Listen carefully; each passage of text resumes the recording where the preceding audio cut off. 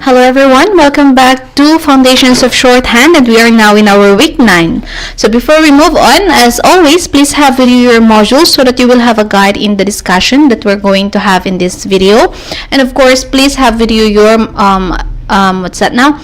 Your steno pad, and of course your ball pen so that you can write with me. Write with me so that you can write the things that I'm gonna write here on your notebook as well, okay? So, ayan.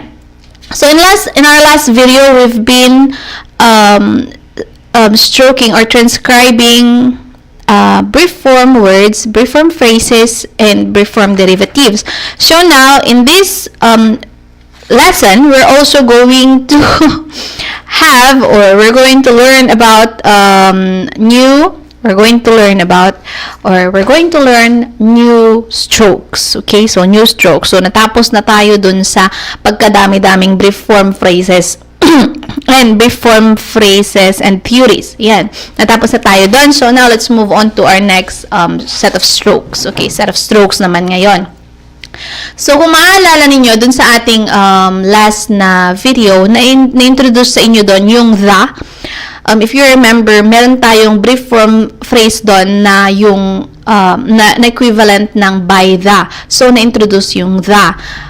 But it was not a part of any of the previous lesson. So, hindi na ipakita sa inyo kung saan nga ba or kung paano nga ba i-stroke. Bakit may ganun na stroke? Okay, mayroong da na stroke. Okay, so, dito sa lesson na to, dito natin siya ipapakita. Okay, so for this lesson, we're going to learn the strokes for what we call the over TH. Okay, so over, let's make it clear kasi meron din tayong under TH. So, for this lesson, we're going to learn yung stroke ng ating over TH. So, paano nga ba siya ni-stroke? So, the stroke would be like this. Okay? So, ganyan. So, just like that. Parang ano lang siya. Parang, ayan lang, curve line lang siya. So, di ba kung titignan nyo yung T is a straight line, now the is a curve line. I mean, TH is a curve line. Ganyan. Slanting na curve line. Okay? So, that is how you stroke yung ating TH. TH over TH na stroke or na sound.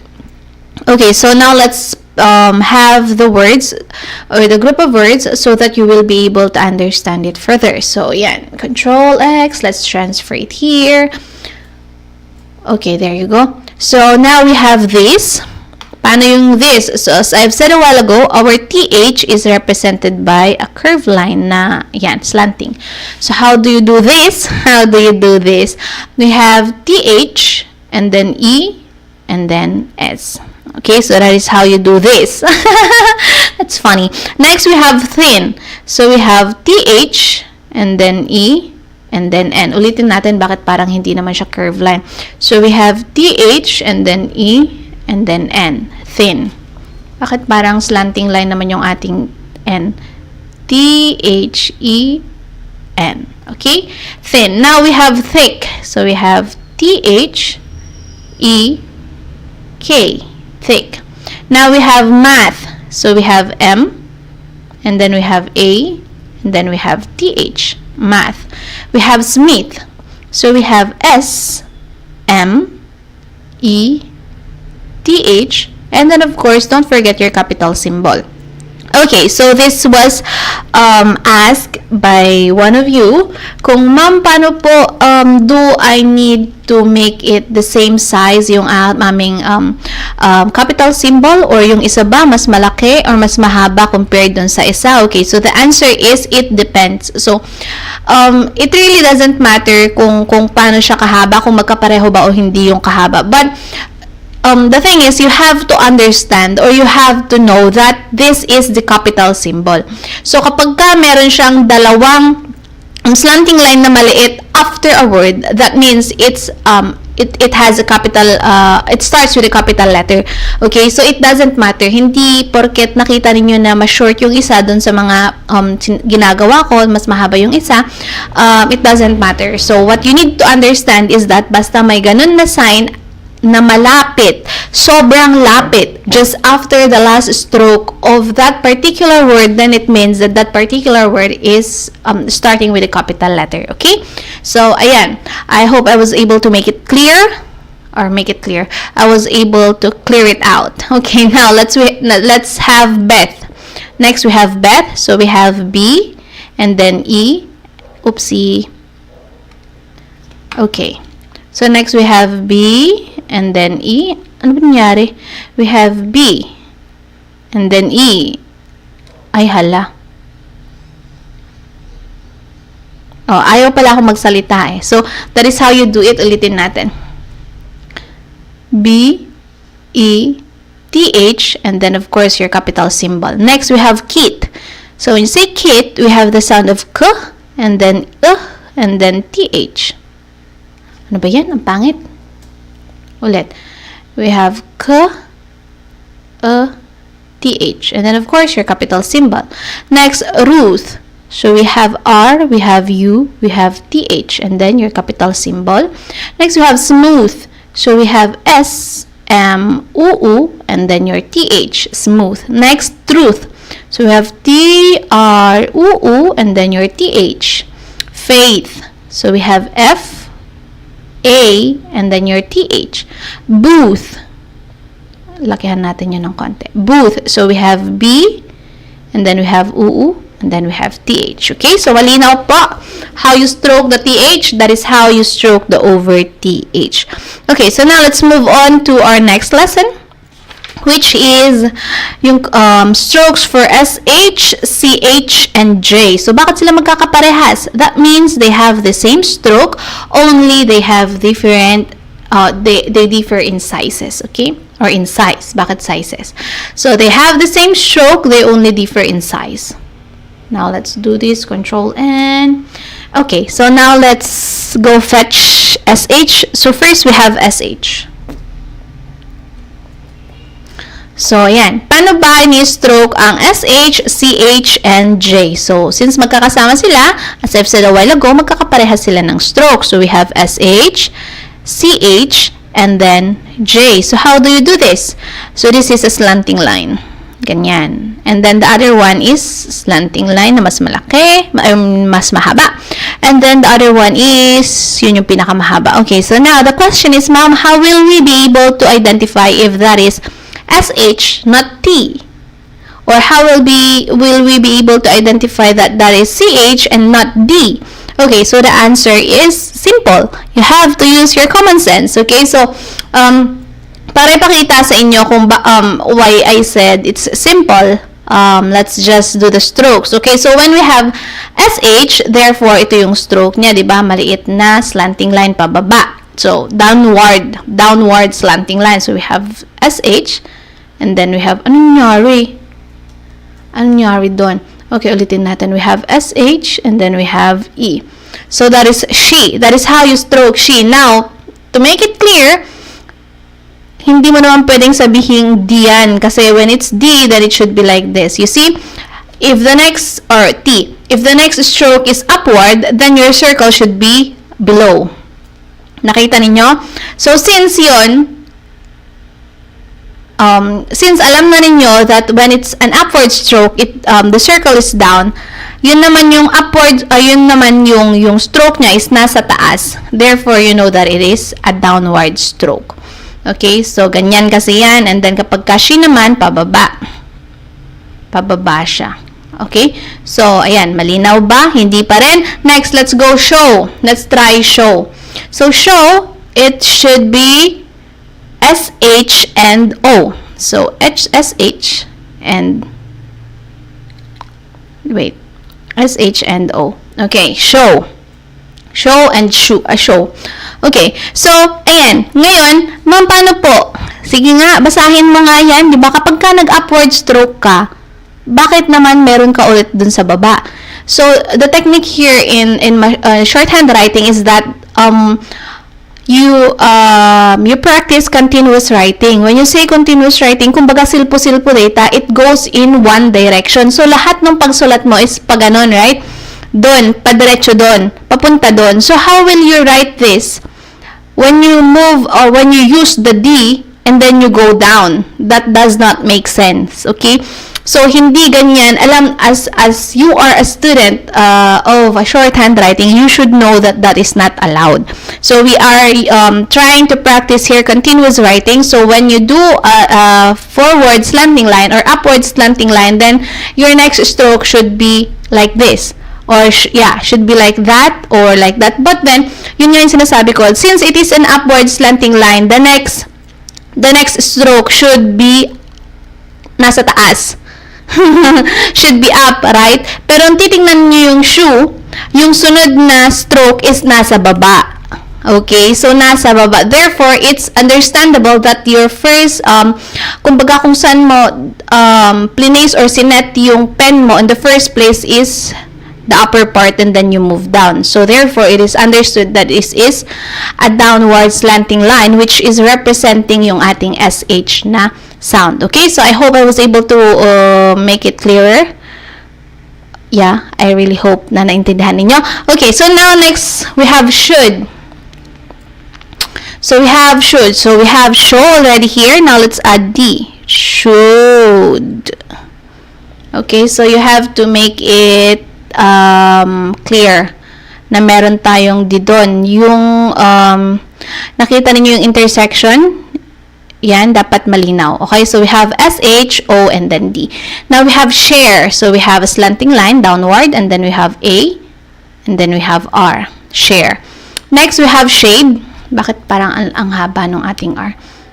First, SH, and then A, and then D. Share. Next, shade. We have SH, we have A, then we have D. We have D. Okay. Shade. Next, we have shape. So we have SH, we have A, and then we have B. Shape. Sure. We have SH, we have O, and then R. Sure.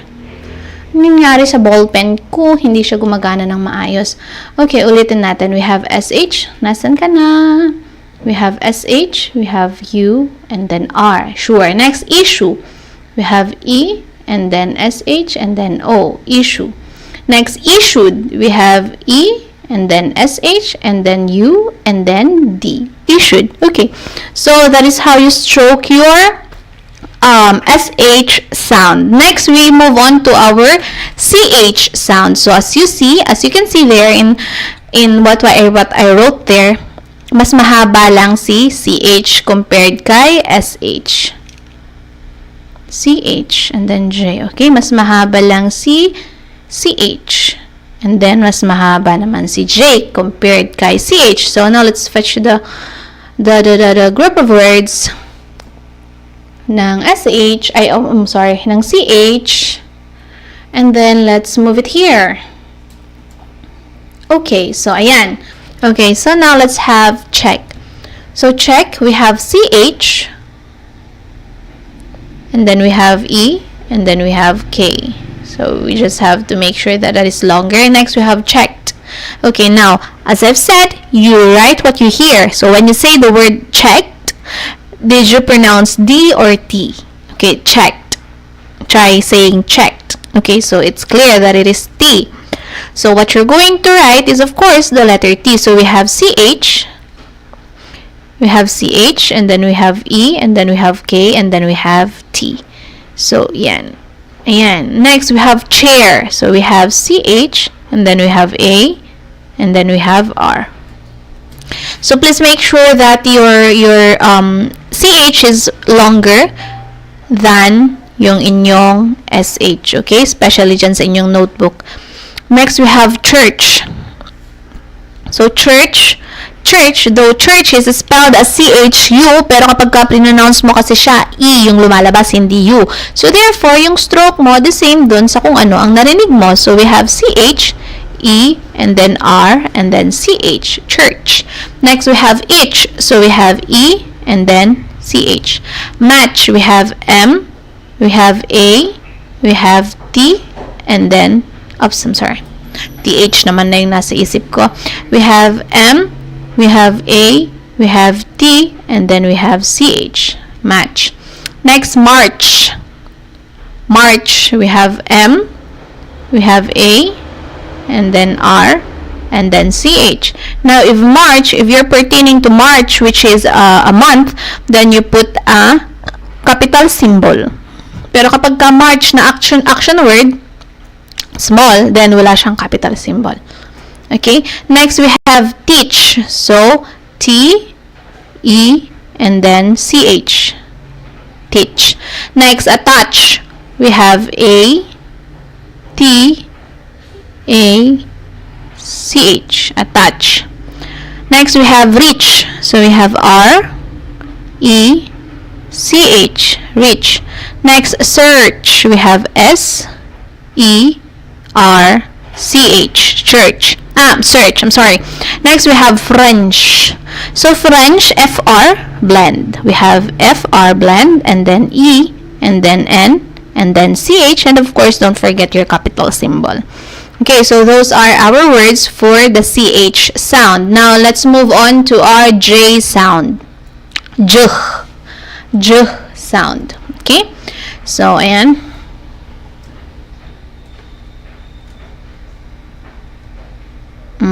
Takip-takip na lang. Next, we have page. Oh, I'm sorry. First, we have page. So, paano yung ating P?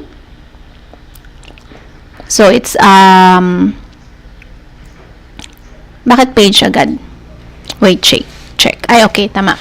So, we have page, we have P, and then we have A, and then we have J. Longer page. Next, we have change. Change. So, we have CH, and then we have A, and then we have N, and then your J. Okay, so make sure that your J is longer than your CH. Next, we have large. L, A, R, and then J. Large. Charge. So we have, oops, yeah, okay. So we have CH, and then A, and then R, and then J. Okay, so yung nakalituan ko kanina, charge and change. So nakita naman ninyo, di ba? N and J. So it's really very kumbaga, it's really very important that you make sure na yung N ninyo is at least kita or visible na it's a straight line. Though it's not a perfect straight line, pero at least hindi siya masyadong curvy kasi pwede mo siyang ma-transcribe later on as R, and that will mess up things, okay? Mess up things. Okay, so ayan, as I've said, make sure na yung N ninyo at least slightly na straight line, and then yung inyong R, mas i-curve pa ninyo ng konti para nang sa garon hindi kayo malito. Okay? Next, we have changed. Changed. Changed. Is it changed or changed? T. Changed. So, it's D. Changed. It's D. According to our book, it's D. So, we have CH, A, N, J, and then D. Changed. Next, college. We have K, O, L, E, J. College. Job. Job. So we have J, O, B. Job. Next, jobs. We have J, O, B, S. Jobs. Next, Jane. We have J, A, N, and then your capital symbol. Jean. We have J, E, N, and then your capital symbol. George. Okay, ma'am, George mat G. G naman yan. Yeah, it's G, but it's starting with, oh no, it's pronounced as J, not G. Okay, so yung gagamitin natin is of course none other than yung ating letter J symbol. And then George, O. And then R, and then J. Ma'am, bakit? Oh, may E naman doon. Okay, so write what you hear. When you say the name George, you do not say George. It's George, just O. So, yung O lang ang gagamitin mo. Okay? So, of course, don't forget your capital symbol. So, now we are done with our SCH, SH, CH, and J words. Now, let's move on to... Wait, bakit parang may mga hindi pa ako na-stroke? Okay, anyway, if I was not able to complete those, nandiyan naman sa inyong mga module, please check it. So, since that is the only words na nandito, sa aking outline. Yun lang yung na-transcribe ko. Okay, I'm sorry, excuse me. So next, let's move on to ano yung susunod? Another set of brief form. Brief form na naman. Okay, so when you say brief form, sinulit ko, meron silang sariling stroke. Yeah, they use the available strokes as their own. Okay, so ayun, yung mga strokes natin, the is represented by your TH stroke. Them is represented by TH and M. But is represented by B and T. But. That is represented by your TH and A. Should is represented by your SH and D. Should. Which is represented by your CH. Excuse me. And then this is represented by your THS. Okay, ma'am, meron naman tayo, di ba, nung this the last a while ago. So this is a plural. It's a plural. Oh my gosh. It's plural term. Okay? So kapag kayong ginamit is a plural term, then yung gagamitin mo is this one. But if it's a singular term, then ang gagamitin mo is yung brief form, which is a TH and S. Okay? Next, could is represented by your K sound and your D. Okay, so there you go. Those are our brief forms. Now, let's move on to our, oh my gosh, marami na naman tayong mga theories and brief forms. Brief forms, yan, pagkahaba-haba. But I think this is the last one. Ay, meron pa pala. Okay, so anyway, be patient, guys. Be patient. Okay, so we have of the. Anyway, madali naman na itong mga to, diba? Madali na siyang i-stroke kasi nga alam na niyo yung foundations, yung mga fundamentals, yung mga basic, kumbaga, alam na niyo. So, madali na lang ito. Okay, madali na lang to. It only takes a little while, ha? Okay, of the, we have of and then the. Oh, you see? Next, of this, of, and then this. And then of them, we have of, and then them. Habaan niyo yung inyong M. Pangit. Pati yung of this natin, pangit. Ulitin natin. So, we have of, and then this, and then we have of, and then them, and then we have on the, on, and the. We have as the, we have as, and then the. By the, we have by, and then the. To the, we have to, and the. It should be curved. Ulitin natin. Kasi parang pareho yung to. We have to, and then yung ating the. Next, we have for the. We have for, and then the. For this. So, we have for, and then yung ating this. And then, for you, we have for, and then you. Naulit-ulit atong you na to. In the, we have in, and then the. On the, we have on, and then the. Is this, so we have is, and then this. This is, so we have this, and then is. This is the, so we have this is the. Okay, di ba? Sa tingin ninyo, dumadali na ba? Nagiging easy na ba? Next, in this, we have in, and then this. On this, we have on, and then this. Ayusin nga natin. Pangit. We have on, and then this. This will. So, we have this, and then will. This will be. So, we have this, and then will, and then be. That will. So, we have that, and then will. In which. So, we have in, and which. Which is, we have which, and is. Ulitin natin ang pangit. We have which, is. Okay? Next, is in, is not. So, we have is, and then n. It's either is in or is not your kapag ka transcribe ninyo. Next, should be. So we have should, which is represented by your SH and then your D, and then your B, which is represented by the stroke of letter B, of course. Next, we have should have. So we have should and then have. And then I could. We have I and then could. I could not. So we have I and then could, and then of course your not, which is represented by your N stroke. Next, did not. So we have did, D-E-D, and then N. Ano ba yan? Okay, so ulitin na lang natin. Ang pangit.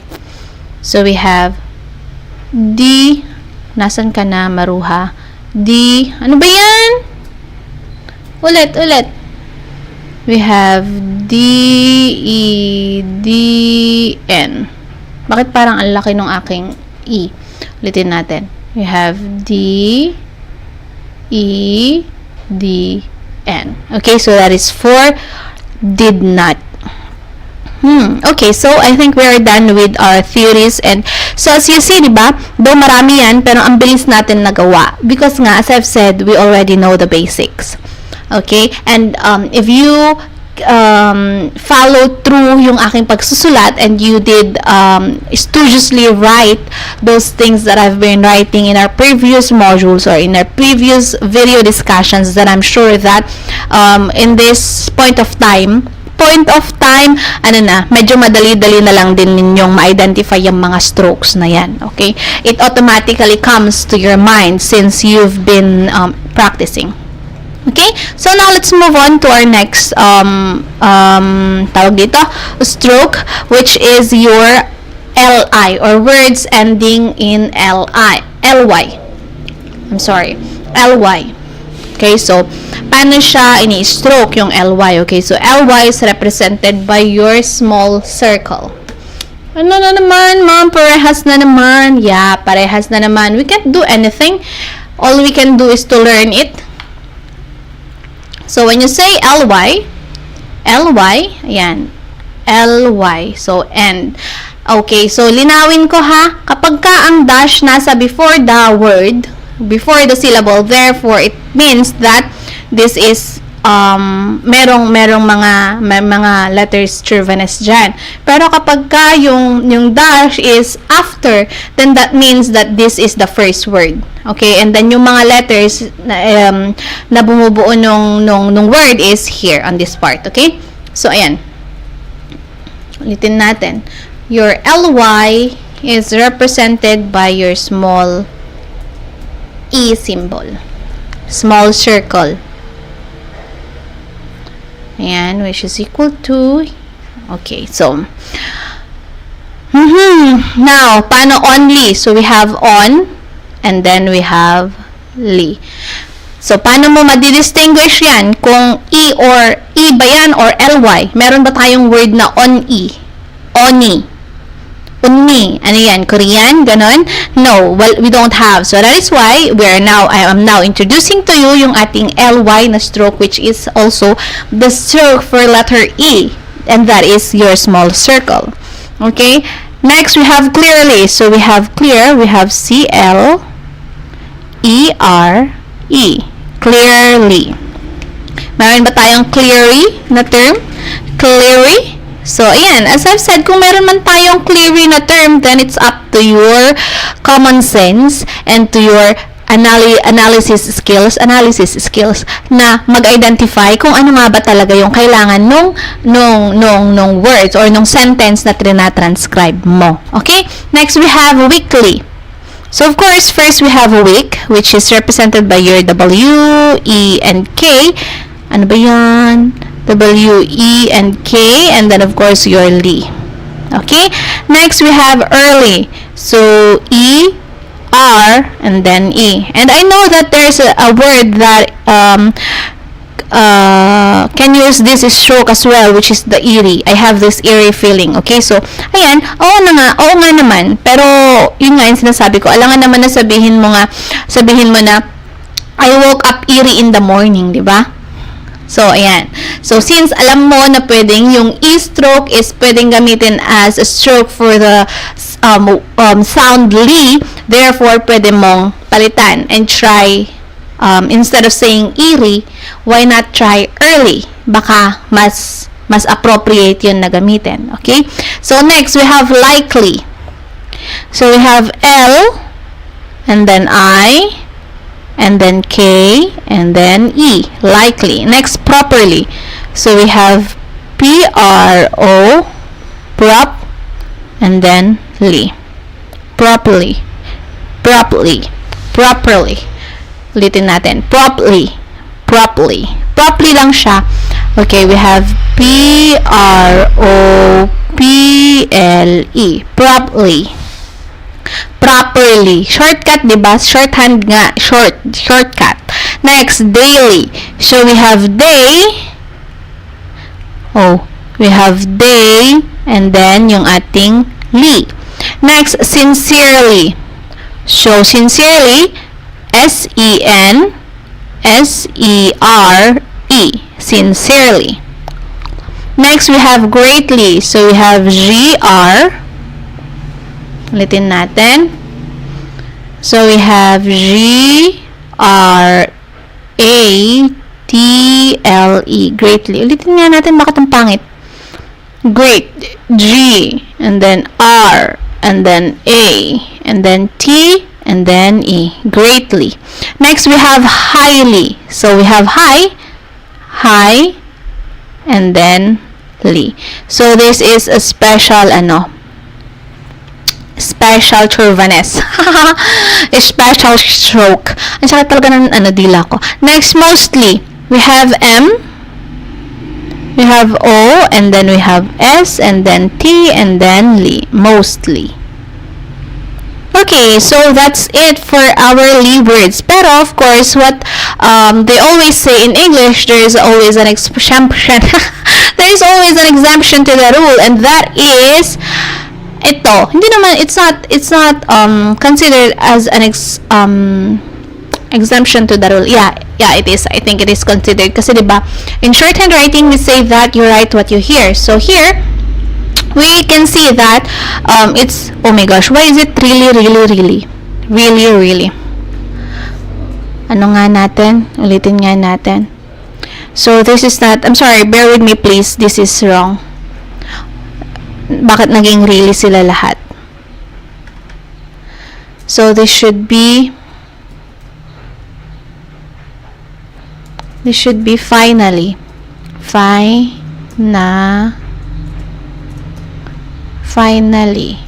And then, the last one should be totally. Excuse me. Totally. Okay, so, ayan, dapat ganyan. Transfer na natin. So, why did I say that there's always an exemption to the rules? Kasi nga, diba, sinabi natin that in shorthand writing, you write what you hear. So, when you say really, oo nga, napakinggan mo naman siya na it's really. It's just R-E-L-E. Really. Pero sabi nga dyan, when the L is double, both the L and the L-Y are written to avoid misunderstandings, to avoid mistakes, of course. Kaya dapat kapag ka double L, alam mo naman, di ba? Sa spelling, alam mo naman, it automatically comes to mind. It automatically, you automatically know that that is a double L word, especially if you've been encountering these words often. So, alam mo na letter L, double L yan. So, just like really, so you have to write R-E, and then L, and then L-Y. So, since it is real, and then li. Okay? So, this is how you stroke it. Yan, really. Next, finally, we have F, and then I, and then L. Ay, final pala. I'm sorry. Final. So, we have F, then we have I, and then we have N, and then we have L, and then we have E. So, that is how you stroke finally. Final. Walang final. It's final. Finally. So, we have F, then we have I, and then N, and then we have L, and then we have E. Finally. Next, totally. Total. So you have total, which is represented by the stroke of T, U, O, and T, and then L, and now we have Li. Okay, so I think that's it for this discussion, for this lesson, week 9 lesson. That is where we ended. So I hope you were able to write those things on your steno pad, and if you were not able to follow any of those strokes, please feel free to go back and try it again until you get it right. Okay, and if you have any question, any clarification, any suggestion that you want to share, please feel free to message me also via Messenger. You can chat us in the group chat, or you can chat me, or you can send me a private message. Okay, so ayan, I hope to see you in our next video. Good day and God bless. Oh, and one thing more, please do your activities. And bring your steno pads every time you're going to submit your activity. Okay? Thank you. Goodbye.